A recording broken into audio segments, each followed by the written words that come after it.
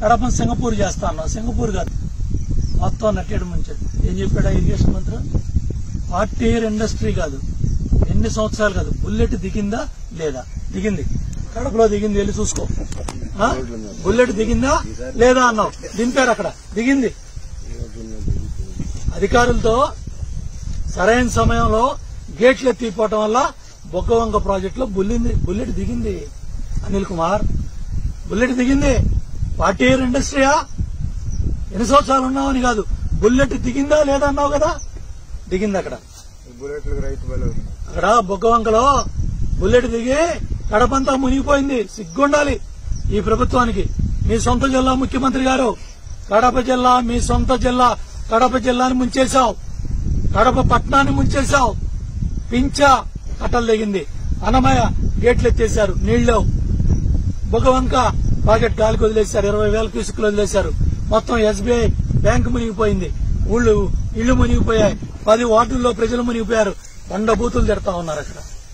అమరావతిని ముంచాలనుకున్నావు, దేవుడు స్క్రిప్ట్. నీ కడప పట్టణం మునిగింది.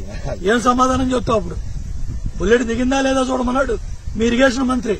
మీ అసమర్థత వల్ల, మీ చేతకాంతనం వల్ల, మీకు ముందు చూపు లేకపోవడం వల్ల, మీరు రైతుల్ని ప్రజల్ని అప్రమత్తం చేయకపోవడం వల్ల 6 ప్రజలు చచ్చిపోయారు. ప్రజలు 6 ఎప్పుడైనా చచ్చిపోయారా? ఈ విధంగా హెచ్చరికలు ఉన్నాయి. ఐఎండీ చెప్తా ఉంది, వాతావరణ శాఖ చెప్తా ఉంది. రియల్ టైం గవర్నెన్స్ అంతా నాశనం చేశావు, కాల్ సెంటర్లన్నీ మూసేశావు. ఎంతసేపటికి రాజకీయ కక్ష పోలీసులను పంపించడం, తప్పుడు కేసులు పెట్టడం, నోటీసులు ఇవ్వటం, అరెస్ట్ చేయటం, ఈ తప్పుడు కార్యక్రమం తప్ప రైతు కష్టాల్లో ఉన్నాడు, కన్నీళ్లు వస్తా ఉంది, రక్తం వస్తా ఉంది. గేట్లు ఎత్తడం చేత కావట్లేదు, ప్రాజెక్టులు ముంచేశారు, జనాన్ని ముంచుతున్నారు, ఊళ్లు ముంచుతున్నారు. ఇప్పుడుగానే సరే మేము స్పష్టంగా డిమాండ్ చేసేది, తడిసిన రంగు మారిన ధాన్యం కొనుగోలు చేయాలి. పత్తి మొత్తం సీసీఐ కొనుగోలు చేయాలి.